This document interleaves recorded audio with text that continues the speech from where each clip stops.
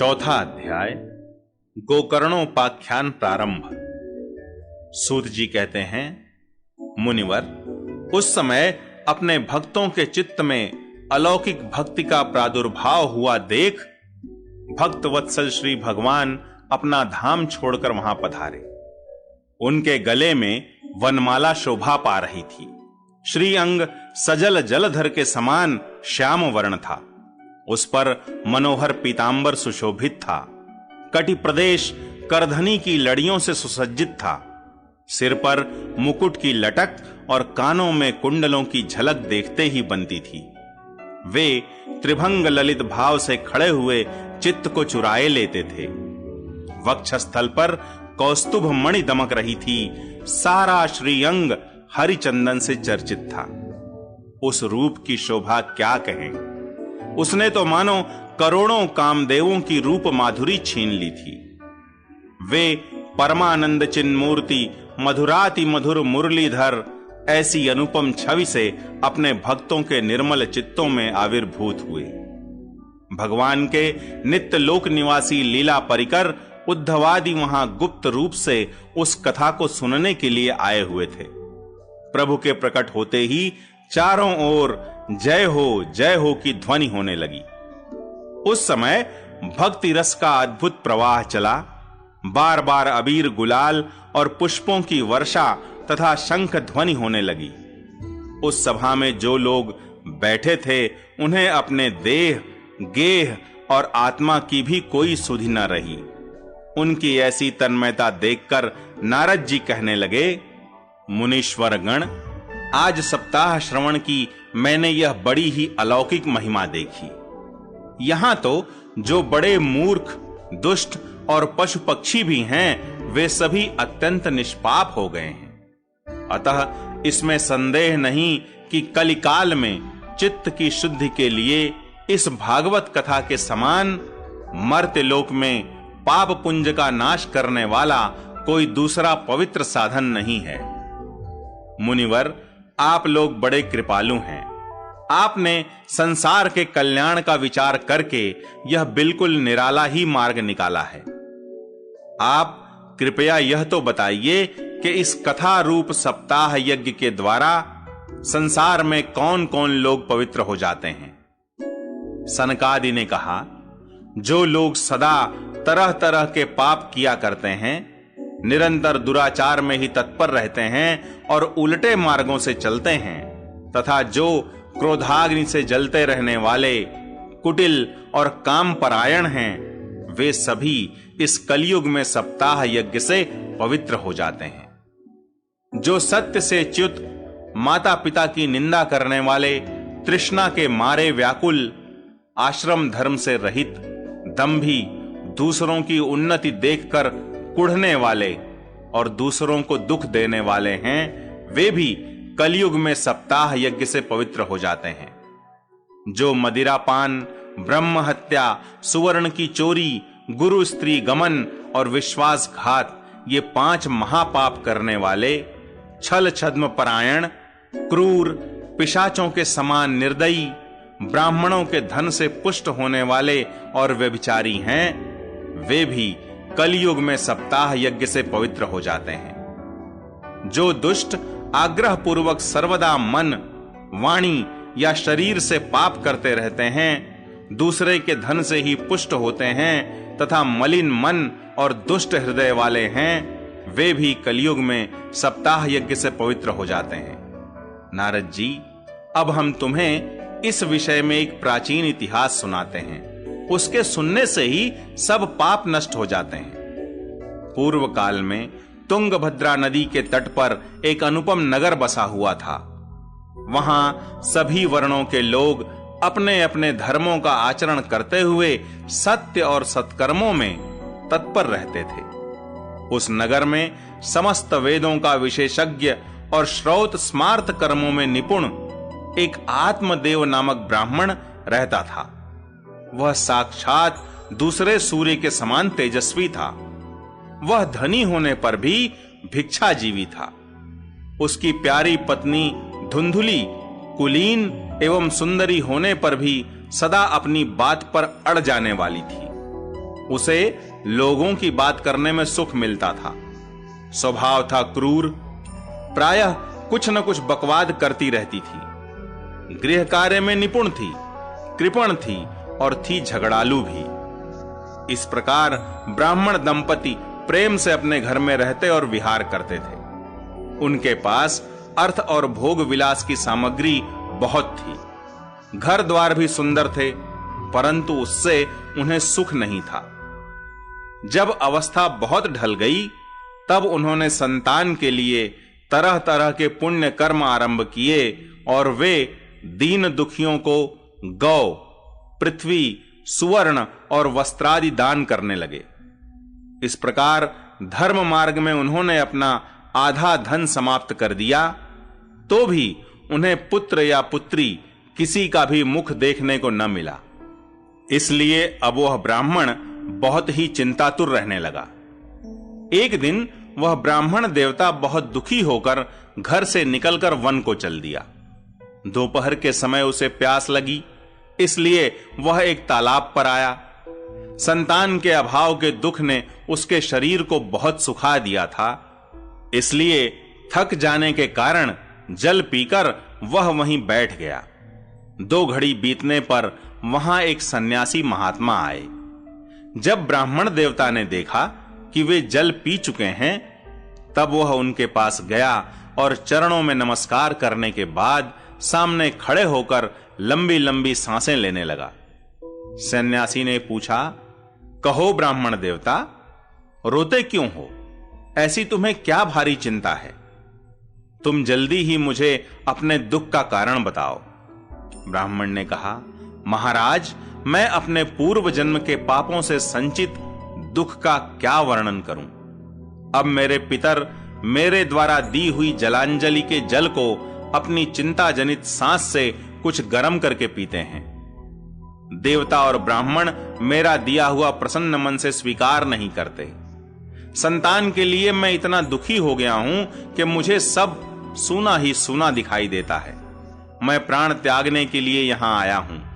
संतानहीन जीवन को धिक्कार है, संतानहीन गृह को धिक्कार है, संतानहीन धन को धिक्कार है और संतानहीन कुल को धिक्कार है।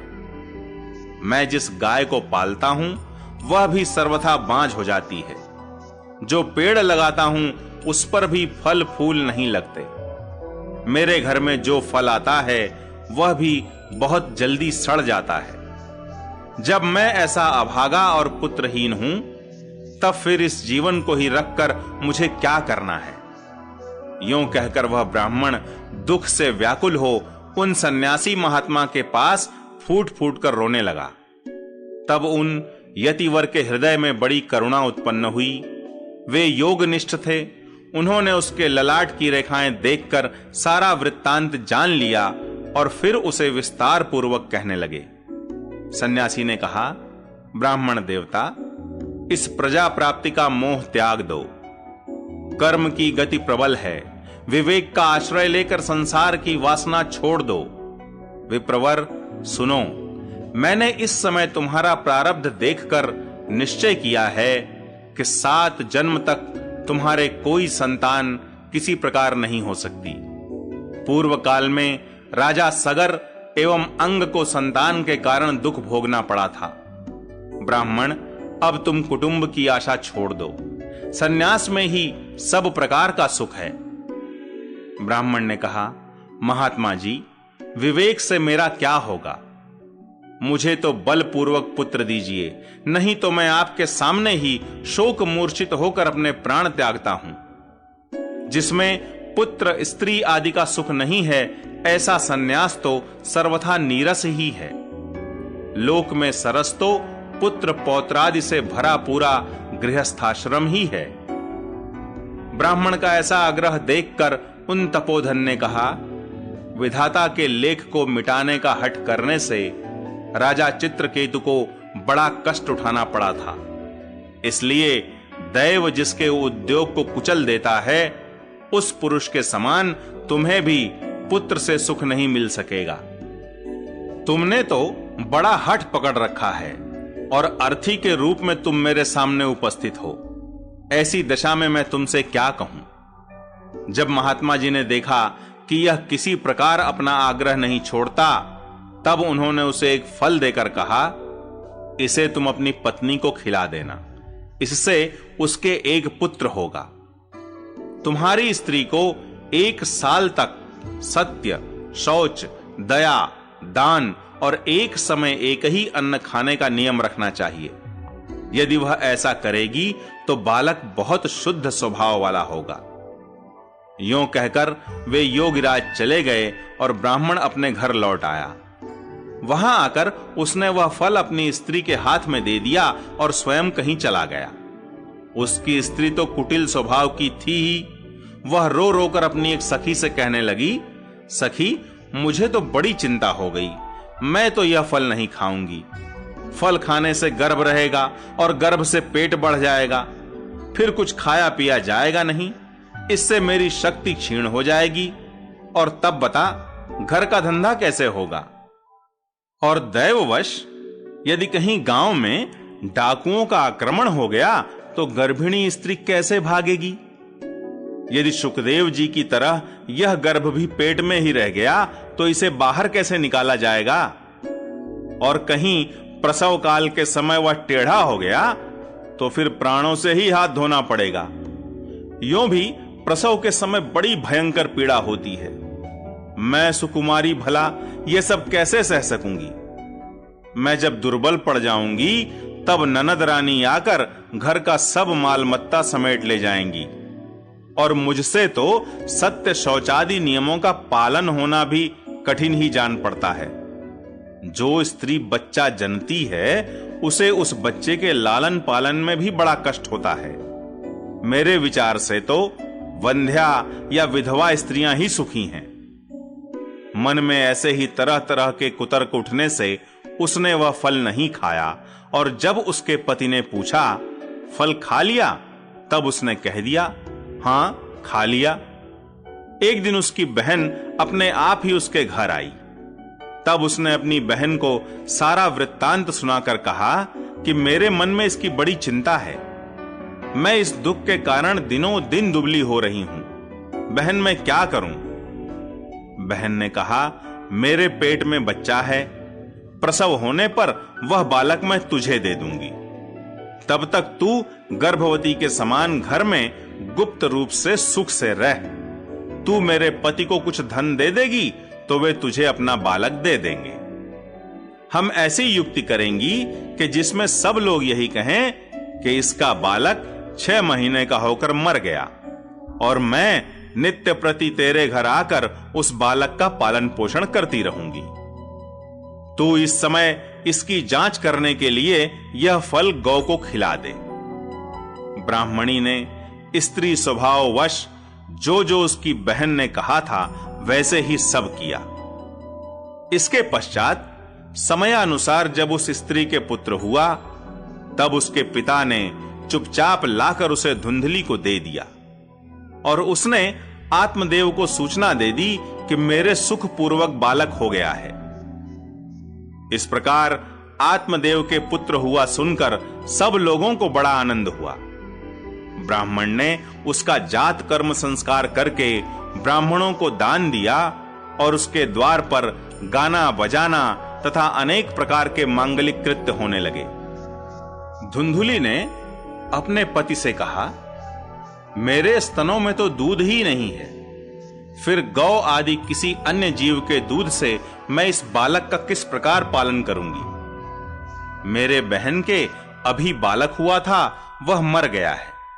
उसे बुलाकर अपने यहां रख लें तो वह आपके इस बच्चे का पालन पोषण कर लेगी। तब पुत्र की रक्षा के लिए आत्मदेव ने वैसा ही किया, तथा माता धुंधुली ने उस बालक का नाम धुंधुकारी रखा। इसके बाद 3 महीने बीतने पर उस गौ के भी एक मनुष्याकार बच्चा हुआ। वह सर्वांग सुंदर, दिव्य, निर्मल तथा सुवर्ण की सी कांति वाला था। उसे देखकर ब्राह्मण देवता को बड़ा आनंद हुआ, और उसने स्वयं ही उसके सब संस्कार किए। इस समाचार से और सब लोगों को भी बड़ा आश्चर्य हुआ, और वे बालक को देखने के लिए आए तथा आपस में कहने लगे, देखो भाई, अब आत्मदेव का कैसा भाग्योदय हुआ है। कैसे आश्चर्य की बात है कि गौ के भी ऐसा दिव्य रूप बालक उत्पन्न हुआ है। दैव योग से इस गुप्त रहस्य का किसी को भी पता न लगा। आत्मदेव ने उस बालक के गौ के से कान देखकर उसका नाम गोकर्ण रखा। कुछ काल बीतने पर वे दोनों बालक जवान हो गए। उनमें गोकर्ण तो बड़ा पंडित और ज्ञानी हुआ, किंतु धुंधुकारी बड़ा ही दुष्ट निकला। स्नान शौचादि ब्राह्मणोचित आचारों का उसमें नाम भी न था और न खान पान का ही कोई परहेज था। क्रोध उसमें बहुत बढ़ा चढ़ा था। वह बुरी बुरी वस्तुओं का संग्रह किया करता था। मुर्दे के हाथ से छुआया हुआ अन्न भी खा लेता था। दूसरों की चोरी करना और सब लोगों से द्वेष बढ़ाना उसका स्वभाव बन गया था। छिपे छिपे वह दूसरों के घरों में आग लगा देता था। दूसरों के बालकों को खिलाने के लिए गोद में लेता और उन्हें चट कुएं में डाल देता। हिंसा का उसे व्यसन सा हो गया था। हर समय वह अस्त्र शस्त्र धारण किए रहता और बेचारे अंधे और दीन दुखियों को व्यर्थ तंग करता रहता। चांडालों से उसका विशेष प्रेम था। बस हाथ में फंदा लिए कुत्तों की टोली के साथ शिकार की टोह में घूमता रहता। वेश्याओं के जाल में फंसकर उसने अपने पिता की सारी संपत्ति नष्ट कर दी। एक दिन माता पिता को मार पीट कर घर के सब बर्तन भांडे उठा ले गया। इस प्रकार जब सारी संपत्ति स्वाहा हो गई, तब उसका कृपण पिता फूट फूट कर रोने लगा और बोला, इससे तो इसकी मां का बांझ रहना ही अच्छा था। कुपुत्र तो बड़ा ही दुखदाई होता है। अब मैं कहां रहूं, कहां जाऊं? मेरे इस संकट को कौन काटेगा? हाय, मेरे ऊपर तो बड़ी विपत्ति आ पड़ी है। इस दुख के कारण अवश्य मुझे एक दिन प्राण छोड़ने पड़ेंगे। उसी समय परम ज्ञानी गोकर्ण जी वहां आए और उन्होंने पिता को वैराग्य का उपदेश करते हुए बहुत समझाया। वे बोले, पिताजी, यह संसार असार है। यह अत्यंत दुख रूप और मोह में डालने वाला है। पुत्र किसका, धन किसका? स्नेहवान पुरुष रात दिन दीपक के समान जलता रहता है। सुख न तो इंद्र को है और न चक्रवर्ती राजा को ही। सुख है तो केवल विरक्त एकांत जीवी मुनि को। यह मेरा पुत्र है, इस अज्ञान को छोड़ दीजिए। मोह से नरक की प्राप्ति होती है। यह शरीर तो नष्ट होगा ही, इसलिए सब कुछ छोड़कर वन में चले जाइए। गोकर्ण के वचन सुनकर आत्मदेव वन में जाने के लिए तैयार हो गया और उनसे कहने लगा, बेटा, वन में रहकर मुझे क्या करना चाहिए, यह मुझसे विस्तार पूर्वक कहो। मैं बड़ा मूर्ख हूं। अब तक कर्मवश स्नेह पाश में बंधा हुआ अपंग की भांति इस घर रूप अंधेरे कुएं में ही पड़ा रहा हूं। तुम बड़े दयालु हो, इससे मेरा उद्धार करो। गोकर्ण ने कहा, पिताजी, यह शरीर हड्डी, मांस और रुधिर का पिंड है। इसे आप मैं मानना छोड़ दें और स्त्री पुत्रादि को अपना कभी न माने। इस संसार को रात दिन क्षण भंगुर देखें। इसकी किसी भी वस्तु को स्थायी समझकर उसमें राग न करें। बस एकमात्र वैराग्य रस के रसिक होकर भगवान की भक्ति में लगे रहें।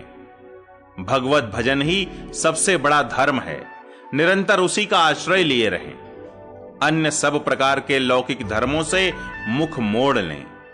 सदा साधु जनों की सेवा करें।